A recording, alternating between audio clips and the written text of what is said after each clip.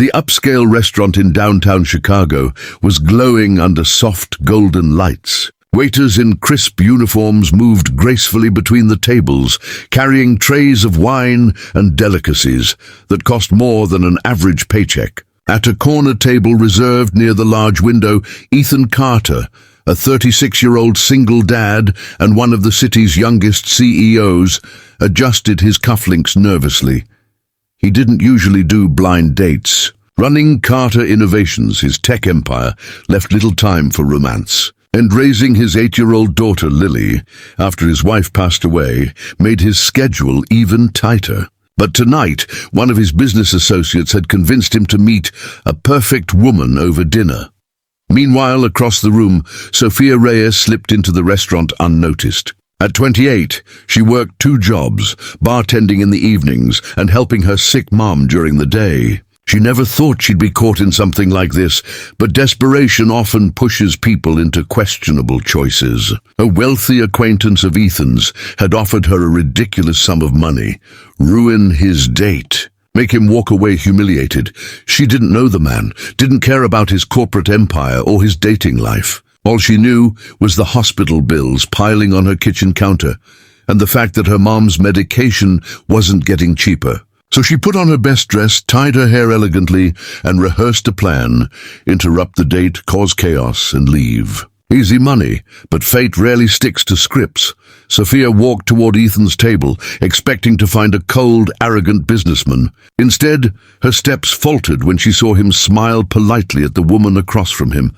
His demeanor calm, but his eyes slightly tired, the kind of exhaustion only single parents know. She recognized it instantly. She had helped raise her younger brother after her father left.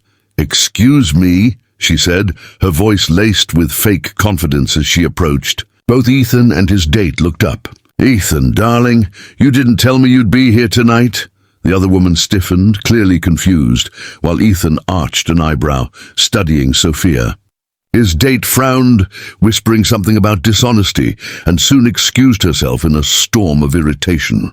Sophia stood frozen, shocked that her clumsy improvisation had worked almost too well. Ethan leaned back in his chair, crossing his arms. "Well, that was interesting. And you are."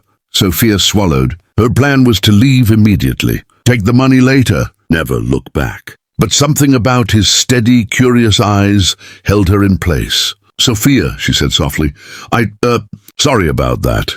Instead of anger, Ethan chuckled, a low, genuine laugh that caught her off guard. "So, Sophia, do you normally crash people's blind dates, or am I just special?"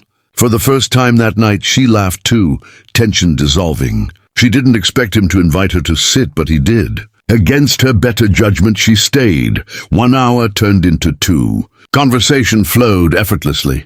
Ethan spoke about his company, yes, but when Sophia asked about his daughter, his whole expression changed, softening, brightening. He described Lily's love for painting, her obsession with pancakes, and how she made his world brighter every single day.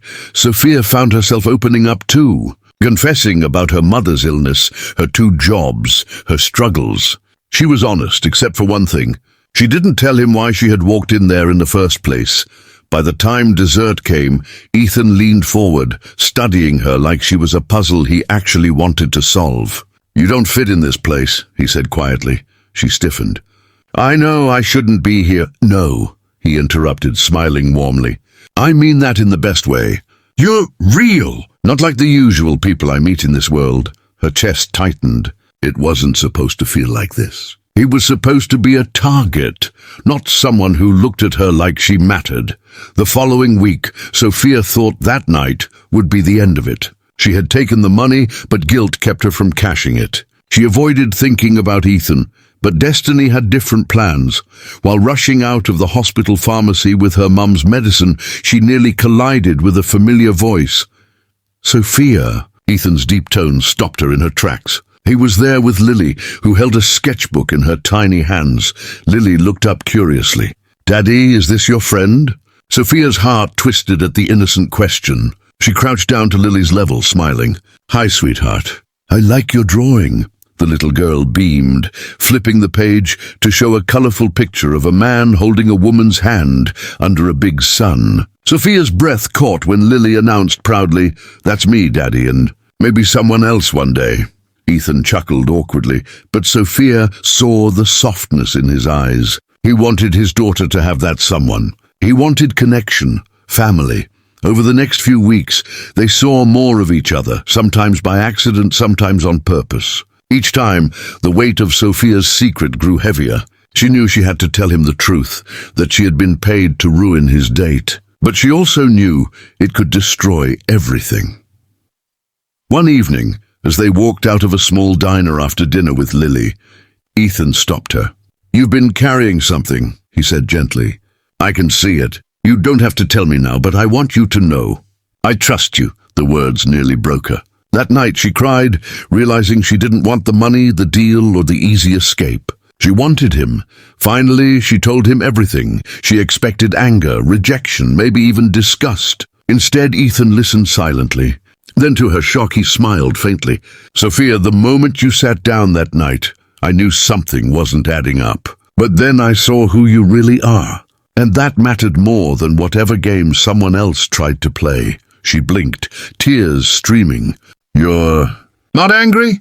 "I should be," he admitted, glancing at Lily, who was tugging Sophia's hand to show her another drawing.